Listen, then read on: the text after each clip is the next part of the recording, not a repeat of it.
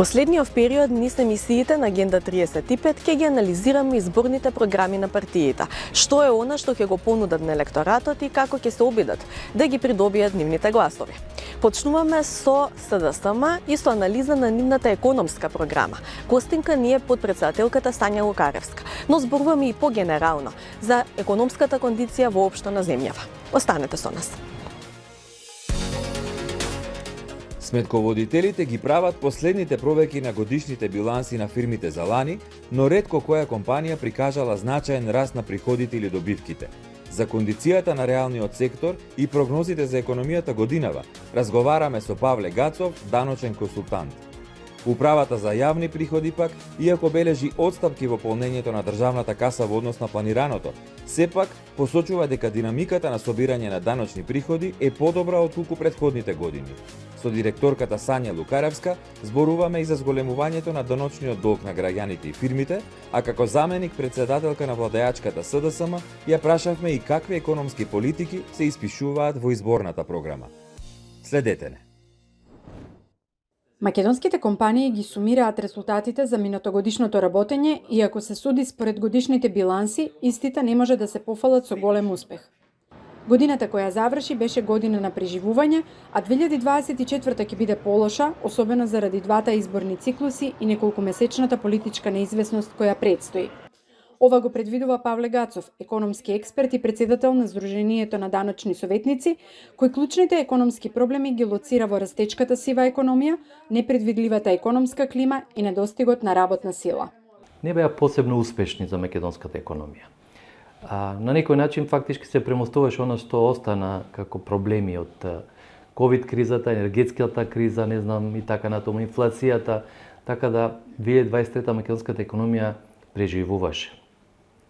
Тоа беше обид да се премостат сите оние што во 22 како сериозен удар ги имавме, високи цени, трошоци на енергија, инфлација и така натаму.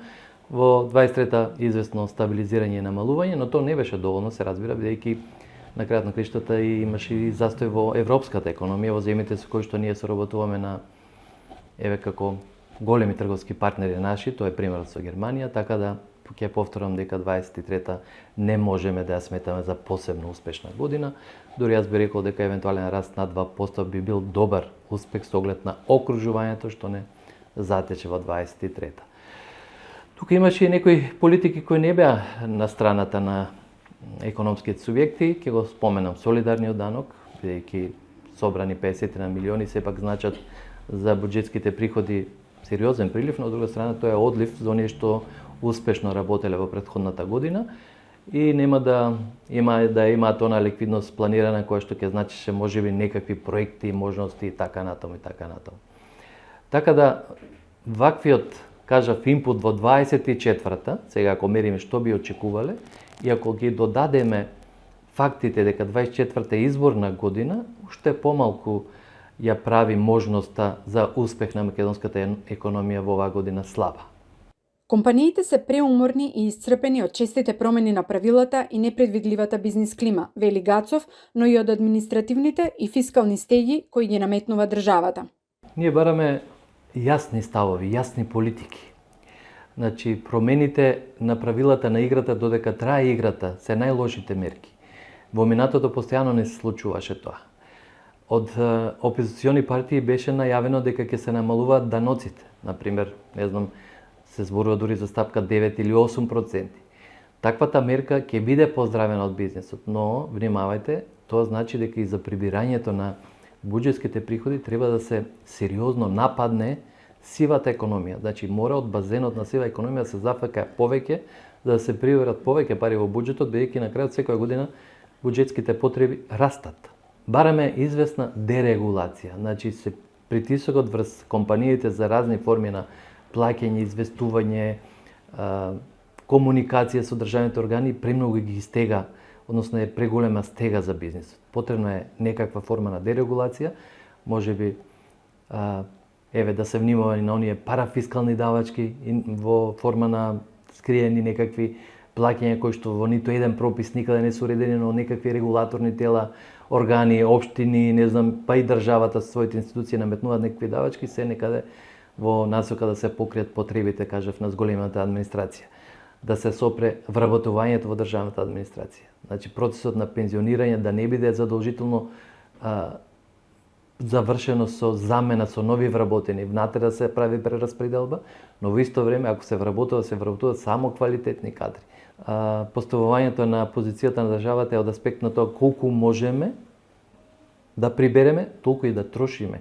Некој имам чувство дека си ги пружаме нозете подолго од чергата, а тоа значи задолжување, што повторно е одложен данок за бизнисот. Сивата економија е еден од клучните проблеми во економијата кој сериозно ја осиромашува државната каса и ја намалува кондицијата на фирмите кои работат легално. Сериозно да се позанимава владата со сивата економија, бидејќи освен акции од типот стратегии, планови и така натаму, на терен слабо забележуваме дека некој се грижи за оваа работа. Ние имаме закон за забрането вршење на нерегистрирана дејност, никој не постапува по тој закон, барем мене не ми е познато ниту еден дека е санкциониран, а масовно се врши нерегистрирана дејност. Тоа значи непочитување на прописите, непочитување на правото, односно е неправо за оние што работат во легалниот систем. Правниот систем во Македонија треба да се гради, да не се менува, кажав, во текот на годината. Ако се менува, да се најава 6 месеци пред да влеземе во годината, во најмал рака, за да фирмите да се приспособат, односно да направат промена на своите политики, планови и така натаму. А од друга страна, ако забележувате дека за истата работа никој не плаќа данок, а вие плаќате, вас ве мотивираат да придете во сивиот дел на економијата, што е на долг рок катастрофална последица од неборбата против сивата економија. Во едни вакви услови и финансиска неликвидност, навистина е тешко да се подигне конкурентноста на македонските компании, која зависи од технолошкиот развој и стручната работна сила. Кој е главната поента на конкурентност? Значи да имате висок квалитет по ниски трошоци. Дали тоа го можеме? За да имате висок квалитет, мора да имате висока технологија. Технологија која што е модерна, брза и бидејќи заменува многу работници, ефтина. Значи ние се сме трудово интензивна земја, кај нас трудот е тој што најмногу учествува во формирањето на цената на чинење, а бидејќи трудот е поврзан и со продуктивноста, нашата продуктивност е ниска. Бидејќи нели машината не прави, таа знае 24 часа да работи, а не бара ни вода ни леп. Вработените го прават тоа, но знаат да прават и грешки, бидејќи вработените се луѓе, на крајот на крајшто. Така за ова да го направиме, ние треба да станеме технолошка земја, за да станеме конкурентни. Така да за многу работи ние некако споро се менуваме, а треба многу побрзо. Земјоделието исто така гледате дека веќе временските услови не влијат на производство по западните земји, подсветлена ги прават земјоделските производи, тоа фантастичен квалитет. Не можете да се конкурирате со тоа. А работната сила кај нас исчезнува. Тоа е, како да кажам, како песок низ прстите што ви протекува. Ние главен проблем во следните 5-8 години кај нас ќе биде немањето на квалитетна работна сила, а веќе трае тоа. Значи на времето кога зборувавме ни фалат вработени, ама не има превработеност, ние видовме дека имаме, но не квалитетни. Но сега и квалитетните заменуваат, така да тоа ќе биде страшен проблем. Не може да ги заменат ниту филипинци, ниту пакистанци, ниту некој од Непал. Проценка на Гацов е дека во месеците додека траат политичките кампањи и изборните циклуси, економијата ќе хибернира и ќе чека евентуално нови економски политики. Потоа следуваат летните месеци, кога вообичаено економската активност е слаба и остануваат само есенските месеци на кои економски ќе треба да се смета на евентуален успех. Евентуален раст можеби од 2 до 3% би било добар успех за 24-та, но се разбира сето тоа ја одлага можноста за одскокнување на македонската економија и доближување до просвеците на Европската унија. Не е се изгубено, вели Гацов. Оптимизам за подобри економски перспективи е можен, ако без политички калкулации и популистички умилкувања, новата влада се зафати со искоренување на сивата економија и се грижи повеќе за интересот на државата. Госпожо Вукаровска, ви благодарам за ова интервју. Како ја оценувате 2023 година во поглед на даночните приходи? Прелиминарните податоци покажуваат дека има одредено потврлување од 3,5% во наплатата на ДДВ, а мали отстапки има и кај данокот на добивка и данокот на личен доход. На што се должи тоа? Најпрвен сакам да направиме едно резиме спрема вашите гледачи. Она кое што го имаме собрано како вкупен приход даночен вкупен приход за 2023 година е во износ од 114,2 милиарди денари, за што искрено и јас и лидершипот овдека во управата за јавни приходи сме задоволни од оваа наплата. Правејќи го планот за 2023 и проекциите за она кое што е обврска на УЈП да го собере, тогаш ја имавме се уште незавршената енергетска криза, инфлацијата исто така како два показатели кои што создаваат одредена перцепција како треба да се движи планот за наплатата на приходите и тука можеби произлезе тоа одредено мало потврлање кое што го имавме во делот на ДДВ-то, како и онаа одлука која што ја сменивме, оној режим на оданочување кој што го променивме на сите оние компании кои што беа вклучени во она што значи електрична енергија, енергенси и така натаму, и многу пати имаме и алармирано дека всушност по завршување на енергетската криза и доброто менаџирање кое што го покажа владата и економскиот тим, дека веќе тој режим на оданочување треба да се врати на стари патеки. Ако направиме споредба со наплатата на ДДВ-то во претходните 2 години, имаме повисока наплата во однос значи на 2022 за 8,16%, 20,37% имаме повеќе наплатено во споредба со 2021, скоро 50% во однос на 2020 година. Меѓутоа ова се податоци на кои што искрено работевме секој во својот домен, сите сектори во рамки на управата за јавни приходи, и задоволна сум што имаме и доста доброволно усогласување, повеќе од 95% од страна на компаниите, граѓаните и сите оние кои што представуваат даночни обврзници. Добро, на споредбата со годините претходно треба да напоменеме дека ја правиме и во период кога имаше и пандемија, така што апсолутно да, тоа очекувано беше дека тогаш приходите ќе се намалат. Беше и да не заборавиме дека ДДВ-то покрај тоа што го наплаќаме, секако дека и го враќаме. Така да сите сегменти се тие, ова не ни дава било каква оправданост, меѓутоа ни дава еден вид на и поголема обврска и одговорност и во 2024 да продолжиме со истата тенденција да ги собереме приходите најдобро што можеме и умееме. Какви се тогаш прогнозите за 2024 и од што ќе зависи динамиката на полнење на државната каса? Значи, приходите од јавни давачки во надлежност на управата за јавни приходи, односно даноци и придонеси, бидејќи тие се двете ставки кои што ги собираме, планирани се 247 милиарди прилика, и тие се за 11,08% повисоки од она кое што го имавме планирано за 2023. Значи, можем да кажеме еден нов предизвик, нова обврска и секако огромен број на наши реформски процеси кои што ќе овозможат да успееме да направиме на приходната страна да биде навистина во кондиција. Приходите од даноци кои што ги администрира управата за јавни приходи се планирани во износ од 131,3 милиарди денари, односно данокот на добивка во износ од 19,4 милиарди денари, данокот на личен доход 31,1 милиарда денари и данокот на додадена вредност од 80,7 милиарди денари.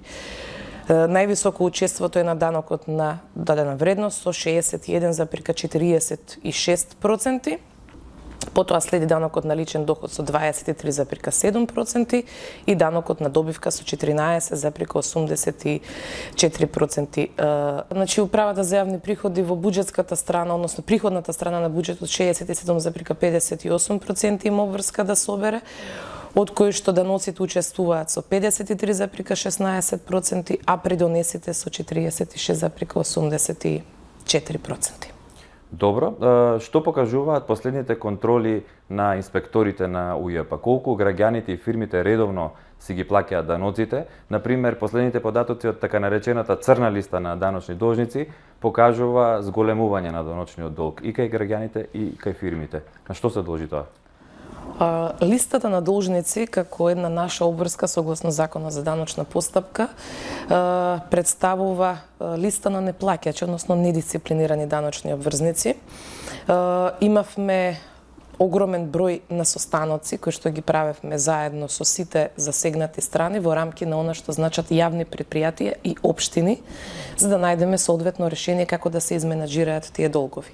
Направивме и посебна работна група, направивме посебна анализа да видиме како се движат трендовите и во однос на износот на долг и во однос на она што значи број на должници на листата и по кои основи, како и многу пати имаме известувано и Комисијата за економски систем во рамки на владата, за да се видат трендовите. Јас можам да кажем дека листата на должници во 2017 година во делот на она што значи долг изнесувала 13,1 милијарда.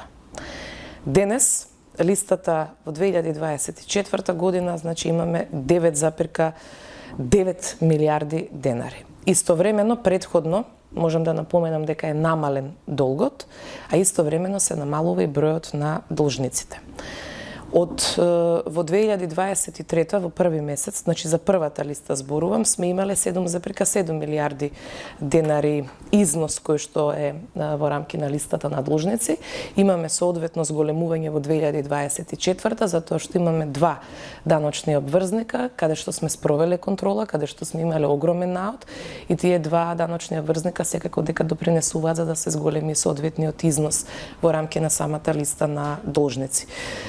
Транспарентноста во делот на она што значи неплаќачи на данок секако дека оправдува оваа листа на должници. Ние и понатаму ќе продолжиме да ги превзимаме сите оние действија кои што се во рамки на нашите законски надлежности согласно принципот на присилна наплата. Таму имаме повеќе мерки, таму имаме повеќе процеси и службите секако дека постапуваат согласно своите надлежности и задачи. Завршувате втор мандат како директор на Управата за јавни приходи. Колку од денешна перспектива може да кажете дека успеавте да ја намалите сивата економија преку соодветна фискализација во текот на годините наназад? Па, видете, преголема е обврската да водите една ваква институција, а секако дека моје огромно задоволство е што работам со вистински професионалци.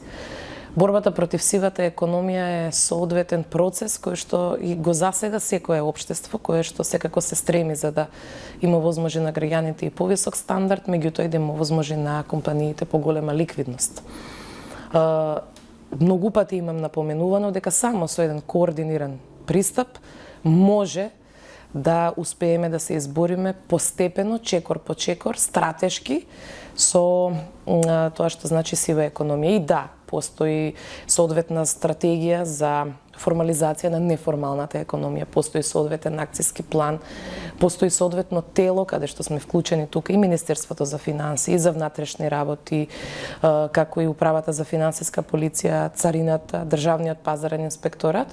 Меѓусебно навистина добро соработуваме и тоа е еден од сегментите за таа борба. Од друга страна, ние како пред се орган кој што има своја инспекцијска надлежност, работиме, постојано сме на терен, истовремено спроведуваме контроли, како за информација во делот на она што значи наша обврска, меѓутоа и наши работни задачи. Во текот на 2023 година имаме извршено 2580 контроли по основ на даноци. Дали тоа ќе биде ДДВ-то, добивката, данокот на личен доход и 5320 контроли по други основи. Пред се фискализацијата, која што е да речем популарна и меѓу граѓаните и каде што се гледа всушност првиот импулс на борбата против сивата економија, истовремено постапуваме и согласно исполнетост на техничко-технолошки услови кај предавачите на игри на среќа, деловните односи по основ на Законот за минерални суровини и така натаму. И од овие 5320 контроли, 4257 се по основ на Закон за регистрирање на готовински плаќања.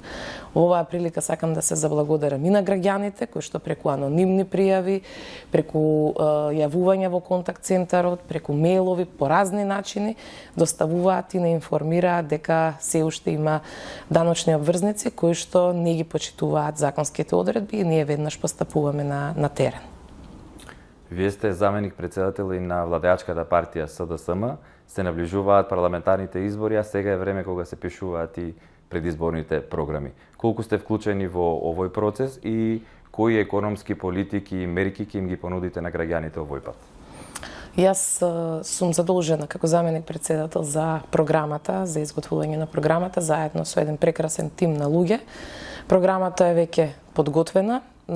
Тука беа вклучени сите комисии во рамки на нашата партија.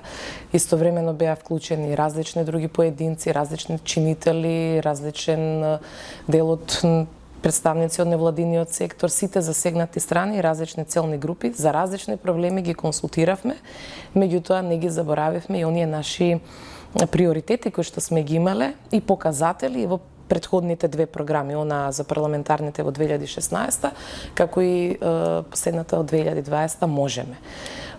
Горда сум на тоа што успешните политики на СДСМ, значи зголемената просечна плата, зголемената минимална плата, зголемената пензија, огромниот број на мерки кои што ги имавме и во рамки на социјалата, истовремено се боревме и со корона кризата, се боревме со енергетската криза, можем да кажем дека ќе обстоиме на она што значи успешност и понатаму ќе се бориме за принципот враќање пари назад кај граѓаните, повисокиот стандард, имаме навистина разновидни економски мерки, меѓутоа сите тие во дослуг со граѓаните, со засегнатите страни, со коморите ќе ги испрезентираме во наредниот период во рамки на изборната кампања.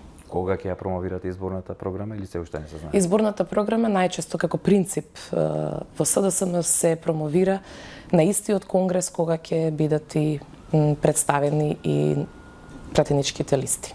Конкретно за даночната политика, какви новини предвидува изборната програма во овој дел? Се спомнува ли воопшто прогресивниот данок, данок на луксус, нешто што порано се зборуваше во вашата партија? Значи, заштитен знак на секој даночен систем е известноста, предвидливоста и стабилноста. Ние ќе продолжиме и понатаму да се стремиме во овие рамки како што сме се стремеле и до сега. Даночната политика, даночниот систем не може да бидат инструмент на било која политичка партија за да може да промовира било какви мерки и затоа никој пат СДСМ не одел на линија на популизам во делот на она што значи даночна политика, бидејќи всушност преку соодветен широк консензус ќе разговараме на повеќе отворени и на повеќе, да речеме, прашања кои што ги засегаат буквално сите. Само преку дебата ќе може да се разговара на најразлични прашања. Така и функциониравме во рамки на она што значи програмски дел на СДСМ.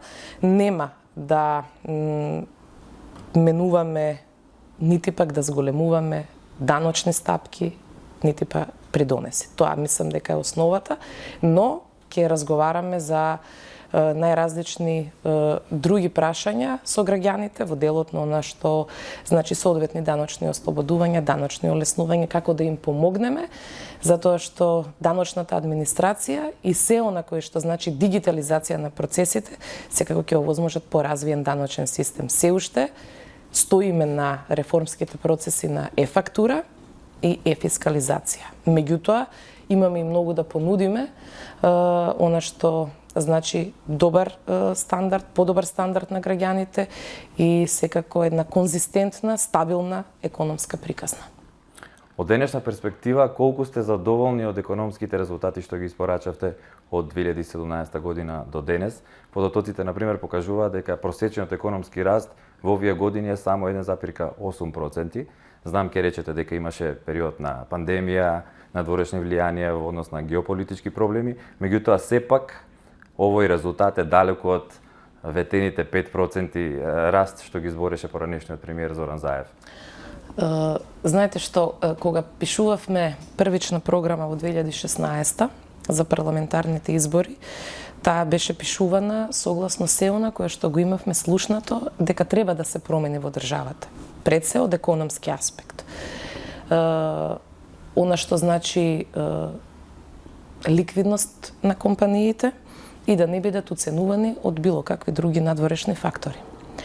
Од друга страна, втората програма ја пишувавме буквално во пресред, како што рековте и вие, на корона кризата. И така беа наметнати соодветно и бројките. Никој не очекуваше дека после тоа ќе имаме енергетска криза и секако одредени последици имавме и од воената криза. Јас лично сум задоволна во разговор со повеќе економски експерти, во разговори со граѓаните и со компаниите, секој пат можеме уште подобро од ова кое што го нудиме. И така треба да биде, бидејќи оној кој што работи, секој пат мора да направи оние кои што му се партнери, а партнерскиот однос како институција мислам дека максимално го градевме овие години и ќе продолжиме и понатаму да го градиме и секако дека ќе продолжиме и понатаму со сите економски параметри кои што одат во насока на она што значи нашата држава да биде развиена и да оди напред, секако дека ќе бидат наши основни принципи. Ние се боревме да ја намалиме невработеноста, тоа успеавме да го направиме. Се боревме да ја зголемиме вработеноста и тоа успеавме да го направиме. Направивме огромен број на пакети и во време на криза го положивме тестот дека умееме, знаеме како да ги насочиме средствата. Ви благодарам. Ви благодарам и на вас. Следната недела се гледаме со нова, многу важна тема – владење на правото и борба против корупција, и тоа во областа на културата. Имаме многу интересен гостин. Останете со нас.